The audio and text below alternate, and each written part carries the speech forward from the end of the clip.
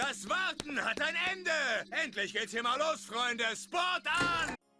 Hey Leute, ich wollte gerade Video aufnehmen, habe aber dann noch schnell Festungsangriffe gemacht. Da schreibt iFusen einfach mal, mach bitte ein Level up. Das sieht ja so schlimm aus, so kurz davor. Also, es ist halt Real Talk. Wir brauchen, 400.000 XP ungefähr. Also man sieht diesen Strich gar nicht mehr. Also das ist ja, keine Ahnung, kannst du reinzoomen.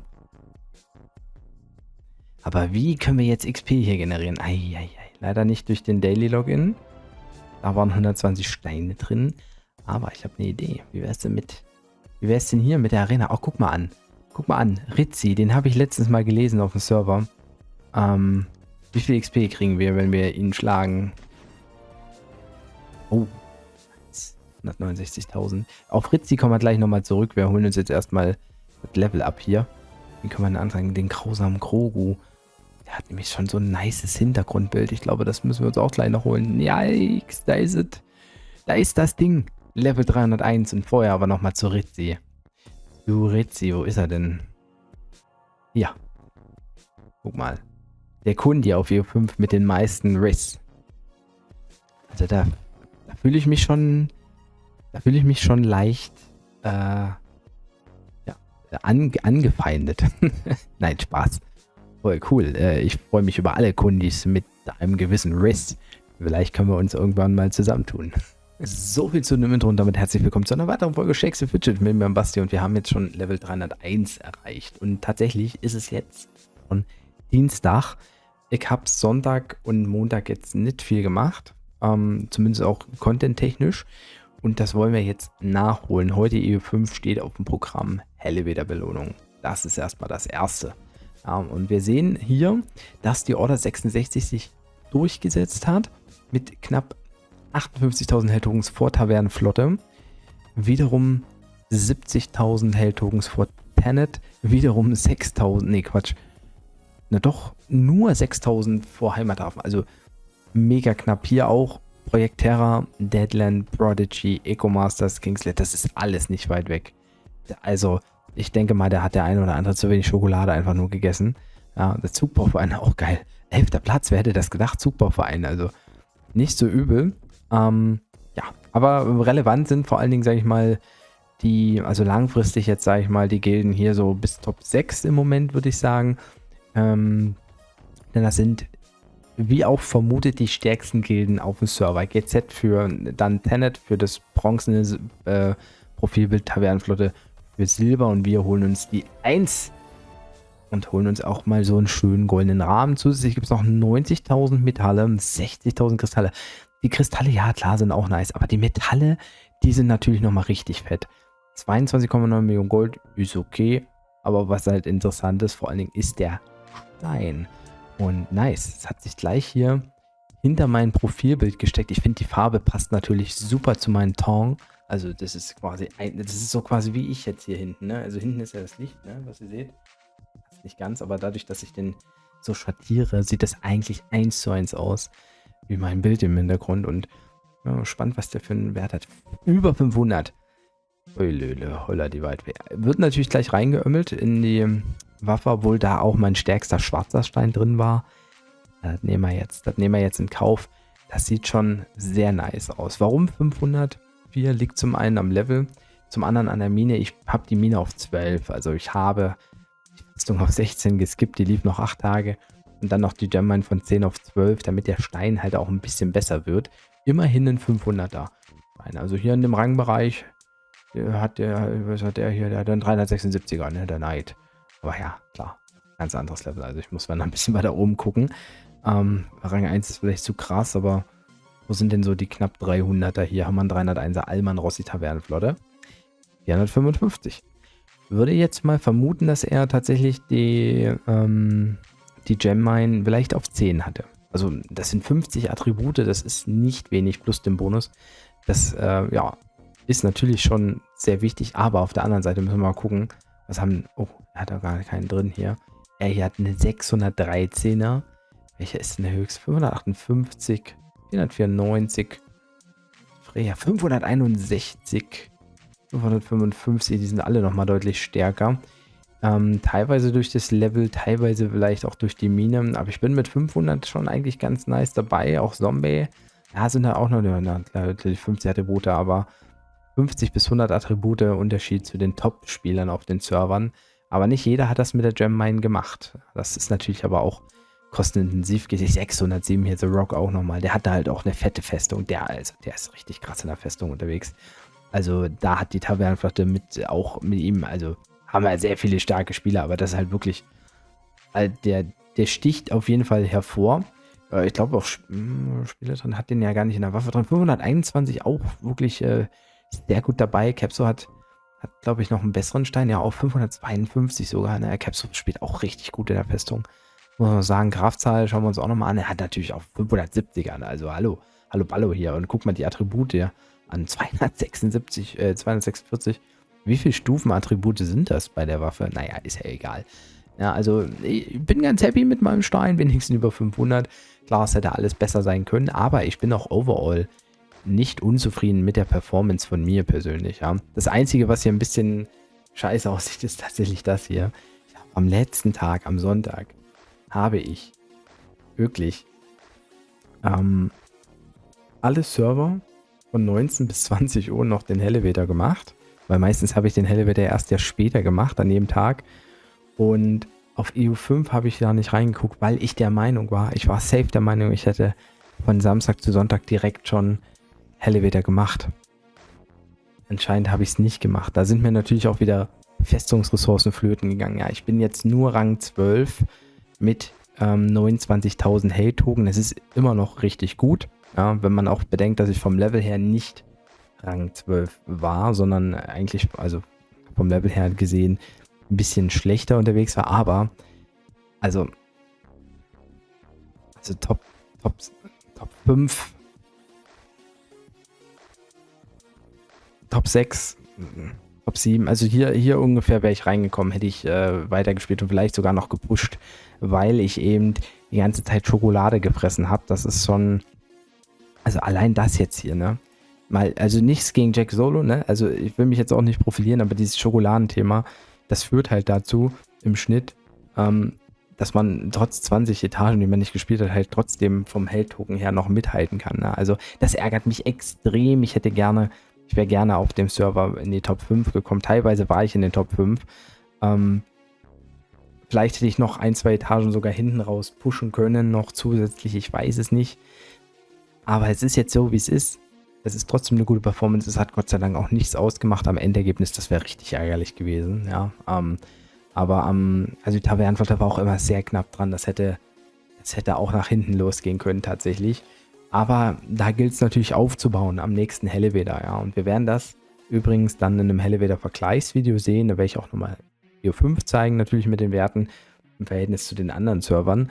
Mit der Tabelle, die ich ja schon mal gemacht habe. Alt gegen neu. So sieht das Ganze schon mal ganz nice aus. Und jetzt sind wir natürlich noch mal ein bisschen stärker geworden. Und als ich das letzte Mal die Dungeons auf Level 300 gemacht habe, kam ja auch raus, dass wir den einen oder anderen schlagen können. Das will ich mir jetzt natürlich mal anschauen, wenn auch ganz entspannt. Ich werde jetzt nicht krass pilzen. Ich werde euch jetzt aber auch nicht so richtig live mitnehmen können, sondern nur noch ein paar Sachen zeigen. Und überhaupt will ich noch mal ein paar Sachen zeigen, die ich mir aufgespart hatte. Da hatte ich, glaube ich, einen Tuny angegriffen, ja, vor einer Woche circa mit einem 92er Gulps gegen seine Wasserpets, die er da hatte, 77er Okodil. Ja, also das hat mein Gulps schon guckt euch an. Also was das Okodil da mit meinem Gulps fast gemacht hätte, 15 Level stärker und trotzdem war das so richtig knapp. Geschick gegen Stärkevorteil, aber natürlich Wassernachteil und Ewigrim Stufe 30, ne, also muss man auch mal sagen, das also so knapp sind die Petfights, ne, er hatte nur 700 Minus oder so, also das hätte auch nochmal nach hinten losgehen können, da hatte ich wirklich Glück, das waren auch ganz viele Ehrenpunkte. Grüße gehen raus an Tuny, der ist jetzt glaube ich im Urlaub. Hat er sich definitiv verdient, das war wirklich ganz knapp, hätte nicht gedacht, dass ich das gewinne oder dass es dann so knapp wird, war auf jeden Fall nice. Ja, und wir hatten jetzt auch Gildenfights gegen die starken Gilden, definitiv unter anderem hier Heimathafen und Tavernenflotte. Und das Endergebnis will ich einfach mal zeigen. Ja, Ritzi hatte ich schon gesehen. Einfach nur, um auch mal zu gucken, wo die Gilden jetzt jeweils enden. Also klar, die Anmelderate, das ist immer so ein bisschen schwierig einzuschätzen. 46, 47 Leute, war das jetzt wirklich so, ne? Also wie stark ist dann vielleicht noch die eine oder andere Gilde hinten raus? Übrigens habe ich hier fast gegen Grafzei gekämpft. Das wäre natürlich auch sehr witzig gewesen, aber First Mate Aqua Level hat mich halt komplett kaputt gemacht. Also da hatte ich überhaupt keine Chance. Grüße gehen raus an der Stelle. Ja. Und ja, aufgrund der Durchschnittslevel war es ja eigentlich relativ absehbar, dass man den Fight auch gewinnt. Und einfach mal gucken, dass es jetzt mit Jack Solo aufgehört hat bei 309 in diesem Fight gegen Heimathafen. Und dann haben wir auch noch Tavernenflotte. Ihr seht ja auch, dass der gewonnen wurde, der Kampf. Auch hier müssen wir auf jeden Fall mal reingucken. Ich will nämlich auch erstmal sehen, gegen wen ich dann gekämpft habe. Und wie weit das Ganze gegangen ist hier. Ne? Also die Fights sind jetzt ungefähr, also wenn ihr das Video seht, ungefähr 2 Tage alt. Das heißt, Hellevator ist vielleicht noch nicht abgeholt worden von allen Stellen. Ich habe jetzt hier gegen Maximus gekämpft und hat mir nochmal gut Damage gemacht. Dann war Paulus dran, den konnte ich nicht mehr kaputt bekommen. Also das sind halt Kämpfe schon auf Augenhöhe in diesem Levelbereich. Und ja, man sieht auch, dass das Durchschnittslevel prinzipiell relativ identisch ist hier. Ja, jetzt ging mal ein Sprung nach oben auf der rechten Seite. Jakes, die haben ein bisschen weiter höher im Level, da auch Captain Tuny schon dran gewesen hier. Jack Solo, da hat es aufgehört gegen den Heimathafen. Da ist noch lange nicht Schluss. Also da sieht man mal, wie viel Power die Tavernenflotte hinten raus noch hat im Verhältnis. Und ich sag an der Stelle, wie gesagt, nochmal eins. Das sind prinzipiell 2 selbstständige Gilden, die aber alle im Prinzip zusammengehören. Also man könnte fast sagen, das ist eine 100-Mann-Gilde, die miteinander ja auch im Discord kommuniziert, also die wirklich auch so ein Gildenleben zusammenführen, und es besteht immer die Chance, dass Spieler rotieren.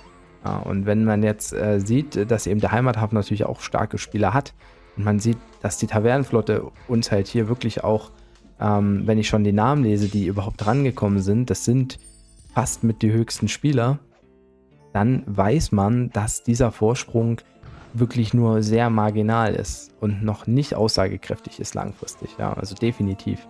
Ja, David zum Beispiel auch sehr stark bei uns auf der Seite, einer, der schon auch früh gepusht hat. Ja, spielt hier gegen Krollo. Krollo ist halt auch eine Bank, ja. Und Lukaix als Bart hier konnte ihn sogar kaputt machen, und Freya die Feuerfee, die ich auch gerne in der Festung mal nach wie vor finde. Oh, Lukaix, aber hier, oh, Lukaix, was hat er denn hier gemacht? Was hat denn Lukaix hier gemacht in dem Fight? Also Hero of the Day ist Klex, aber Lukaix, mal ganz ehrlich, also das war ja mal Barden-Gameplay vom Feinsten, würde ich behaupten. Also das ist ja Hardcore, ja. Also wir haben noch ein paar Spieler über, aber wie gesagt, das ist nicht aussagekräftig. Klar, wir sind jetzt im Moment auf der 1. Den Anspruch hatte Order 66, mal ganz unabhängig von der Tavernenflotte. Die Tavernenflotte und Heimathafen haben ja nicht zwingenderweise diesen Anspruch. Order 66 hat diesen Anspruch und muss dem auch gerecht werden. Es sind halt auch die Leute dabei, und Zombie hat das auch sehr gut zusammengewürfelt. Also es ist wirklich, an der Stelle muss man auch nochmal einen Shoutout an Zombie schicken, der anders als viele Content-Creatoren aus anderen Ländern, mit denen ich jetzt zuletzt zusammengespielt habe, wirklich, ja, der ist chataktiv, der spricht mehrsprachig im Discord, ist immer dabei, irgendjemand schreibt was und da kommt immer er, also er ist gefühlt auch dauer-on irgendwo, streamt ja auch viel, klar, ja, verdient auch wirklich viele Käufe mit seinem Creator-Code, also der Support ist auf jeden Fall auch da, und er spielt halt hier auch trotzdem, trotz allem auch in der Festung fett unterwegs ist, einen richtig starken Krieger. Er kämpft so ein bisschen mit Kev, glaube ich, um den besten Krieger. Ja, das alleine ist schon krass, ja. Auch Asmo hier sicherlich ist super gut dabei als Krieger. Aber ansonsten sind es jetzt nicht so viele, ist ja auch klar, kostet halt viel mehr.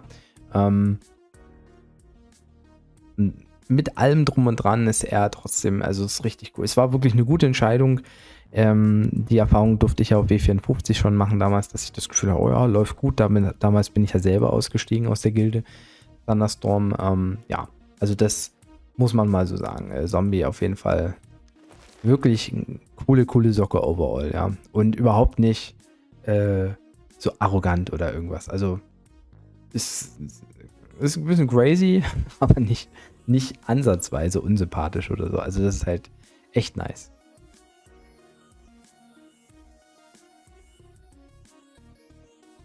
Ich habe mir jetzt die SF-Game-Tools mal angeguckt und mal der erste offene Dungeon, der mir angezeigt wird, ist der hier. Der hatte zuletzt eine Chance von unter 1% und jetzt letzten Tag Elevator, einen Tag auch nichts machen, ein bisschen skillen, die besseren Steine, ne? Hatte jetzt eine Chance von 14%, ja. Das heißt noch nicht, dass er gleich fällt, aber das ist natürlich schon mal eine ganz andere Hausnummer. Das Epic braucht ein Mensch, ne? Aber immerhin Achievement bekommen und 304, das braucht kein Mensch. Das braucht einfach kein Mensch. Toilette brauchst. Ja, boah. Total Resistance 5%. Das ist natürlich auch ein Endting, was man sich mal überlegen kann. Die Resistenzen hat man im Elevator gemerkt, das kann auch was ausmachen. Da hat ja, glaube ich, Spiele drin dazu öffentlich in dem Video was gesagt. Teilweise, wenn man halt den Runenschaden hat, den man braucht, dass man auch mit Resistenzen gut gegen die Floors durchkommt. Das ist wahrscheinlich so ein bisschen der zweite Trick gewesen nach dem Chocolate-Gedöns, den man sich überlegen kann, 5%. Ich werde jetzt erstmal nur swappen. Ich gehe ganz sachte an die Sache ran und muss mir aber echt überlegen, ob ich dann vielleicht auch schon mal einen zweiten reinziehe. Ich bin auch Total Resistance-Fan, ja. Und genau, das ist mal so nebenher gesagt. Hier 304 Stärke. Nee, das bringt auch nichts. Bringt nichts. So. Dämonenportal wäre jetzt eigentlich praktisch, den im First Try zu legen. Nice. Da gibt es nämlich nochmal 1% Bonus. Muss ich gleich mal Portal Health Bonus on top setzen. Und da gehen wir gleich mal in den zweiten Dungeon rein. Die bringen halt leider nicht viel XP, aber ich will einfach mal nicht die ganze Zeit hier nur Magier vor mir sehen. Deshalb, ja, aber den sogar relativ easy peasy besiegt. Und der hier, der zweite, ist halt sogar noch, ist halt einfach mal doppelt so wahrscheinlich. Also das ist schon ja auch klar, dass die Leute auch nochmal im Level gepusht haben. Und ich werde jetzt nicht krass pushen, wie gesagt, aber ich werde ein bisschen das mitnehmen, was halt wirklich relativ easy geht. Auch der nächste hier, der Dracula, der ist noch kein Thema. Eigentlich würde ich mal behaupten, sollte jetzt relativ schnell fallen. Ne? Das ist bei 19%, ja, hält er sich ganz gut. 778.000 ist gar nicht so viel. Ich glaube, das... Oh, 908. Nee, das... Nehme ich mir klar, die Metalle 60.000. Eigentlich könnte man jetzt sogar sagen, man attributiert alle Items mal locker eine Stufe hoch. Werde ich mal machen. Dafür haben wir die Metalle ja bekommen. So. Die nehmen wir mal auf 3. Das war nicht so praktisch, die Waffen, aber auch das kann man machen. Das sind natürlich nochmal Werte, die einen nochmal pushen, ja, also die bestimmt locker nochmal 1% mitbringen. Master of Phone Pranks, ja, der ist Feuer, aber trotzdem hat er noch eine gute Chance von 10%, also locker mal 10%. Ja, war jetzt auch nicht so das Ding. Ja, Feuer. Wäre gut, wenn der nächste jetzt, der nächste ist nämlich jetzt wieder Cold, die Lovable Twins. Und ja, ich sag mal, wir haben mit diesen Dungeons jetzt gut und gerne Level gemacht. Die geben nochmal eine Epic, aber ja, Level 252 ist kein Epic, was wir zwingenderweise benötigen. 315 Dexterity, Hitpoints 3%, das ist ganz gut. Werde ich mir gleich mal reinömmeln. Beziehungsweise ich gucke nochmal bei der Kundentunte nach, was die sagt. So. Dann, ja, damit wir uns vielleicht auch die Total Resistance noch gönnen können. Also darauf arbeite ich so ein bisschen hin. Und ja, wir können die 2% vielleicht auch dem Magier noch irgendwo reindrücken. Der jetzt hier Fire Resistance hat, Lightning Resistance. Ja, die drücken wir den Magier mal rein. Da hat er auch 15%. Wir sind jetzt in den Licht-Dungeons, aber ja, jetzt kommt wieder so ein Magier. Jetzt haben wir doch wieder einen Magier stehen. Der geht nicht, der ist auch Feuer. Vielleicht würde der gehen mit einer anderen Differenz. Aber das sind 34 Millionen XP. Das lohnt sich jetzt für mich nicht. Gucken wir mal in den nächsten Dungeon rein. Ja. Third League of Superman, das ist auch immer noch der Magier. Da kommen wir nicht durch. Wie sieht es denn beim Besok aus? Besok sagt 2,83%. Und wie sieht es bei dem hier aus? Beim Bad Kisser? Ich würde den mal versuchen, der jetzt eine bessere Wahrscheinlichkeit. Oh, der hat eine doppelt so hohe Wahrscheinlichkeit und gibt 70 Millionen XP. Das, First Try. Bad. Sowas lobe ich mir doch. Guck mal, der droppt aber eine Waffe, der noch nicht mal eine Rune hat. Okay, das war mir auch nicht. Ich dachte, die Items, die gedroppt werden, die haben dann wenigstens auch immer eine Rune, aber anscheinend ist dem nicht so. Was kommt nach dem Bettkisser hier? Da kommt ein Guardian of the Golden Egg. Ein Drache, aber mit einer sehr geringen Chance. Da gehen wir nochmal zurück zu dem anderen. Zu dem Besok. Vielleicht hat der ja doch Bock, aber der gibt auch weniger XP leider. Das ist ein bisschen schade, dass der sich jetzt hier so lumpen lässt, ja. 3%ige Chance allerdings. Sehe ich noch als machbar. Den Besok. Ja, und wie sieht so ein Kampf jetzt im Moment aus? So mit Level 301 gegen die Dungeon-Gegner, die ähnliches Level haben. Mit einer 3%igen Chance. Ne? Also sieht so aus, wie es hier ist. Der Gegner kann natürlich auch ausweichen. Aber die Kundis sind eigentlich immer ein bisschen entspannter. Passiv ist die Fähigkeit nicht so stark. Und ja, wir haben gut Damage getankt. Und jetzt kommt das Ausweichen auf meiner Seite. 3-mal ausgewichen. 4-mal ausgewichen. 5-mal ausgewichen. Und dann schön gekrittet. 6-mal ausgewichen, ja. Oh, er auch ausgewichen. 7-mal. Er auch wieder 8. Oh, da habe ich aber Glück gehabt. Und dann einen fetten Crit geballert. 15 Millionen. Also, das war schon ein schmaler Grat. Die Handschuhe, die haben einen guten Verkaufswert. Die können wir vielleicht für die nächste Hexenkessel mal benutzen. Apropos Hexenkessel. Hexenkessel. War natürlich den Hexenkessel. Server EU5 ist schon ganz schön am Verarschen, oder? Würde ich sagen. Die verarschen uns doch hier auf dem Server. Die erste Rolle, die kam wirklich. Robber Barone Ritual. Warum habe ich die übrigens gekauft? Also, Quatsch, hier ist die ja. When holding up other players. Also, wer lootet denn jetzt in dem Levelbereich, wo wir sind, jetzt noch andere Spieler? Selbst mit Level 100 lohnt sich das Farmen von anderen Spielern nicht wirklich. Jetzt kamen die Boots dazu. Die Boots, die Free-to-Play-Spieler, ja, für die ist es okay. Ne? Für die Pilzer ist es leider nicht so sinnvoll. Und ich wette, also Leute, wenn jetzt als drittes das Amulett kommt, was Loot auf dem Weg findet, was natürlich für den Free-to-Play-Spieler vielleicht auch ganz interessant ist, aber eigentlich braucht es doch keiner. Wir wollen doch haben, davon profitieren ja auch die Free-to-Play-Spieler. Wir wollen XP-Boni haben, wir wollen den Handschuh haben, wir wollen 5% extra Damage haben, ja sowas. Goldbonus, auch nice. Wir wollen extra Thirst haben, also das ist natürlich nur für die Pilzer jetzt relevant, ne? Solche Sachen. Aber wenn das Amulett kommt, also dann weiß ich nicht, was wir da machen. Ja, also wenn wirklich die 3 Rollen, die am wenigsten profitabel sind, hintereinander kommen als erstes, dann ist das einfach, ist es zu wild. Ich glaube, das würde mein Herz nicht verkraften. Ja, also, ja, und die Hoffnung stirbt ja zuletzt, ne?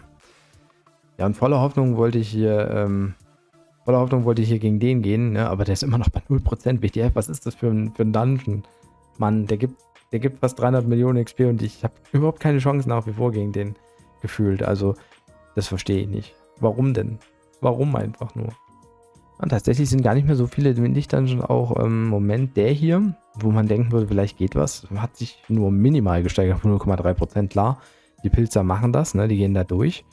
Tesi steht zum Beispiel bei 0,93%. Das sind 300 Millionen XP, die man vielleicht mit Glück auch greifen kann, ja. Aber das sind natürlich ein paar Versuche da, weiß ich nicht, also da habe ich immer so das Gefühl, es bringt halt was, wenn man den Dungeon gut zuredet. Wenn man sagt, hallo, lieber Dungeon, ich bin jetzt hier der Content Creator und am besten create ich Content, indem wir dich auf wenigstens 0 HP ziehen, so mal.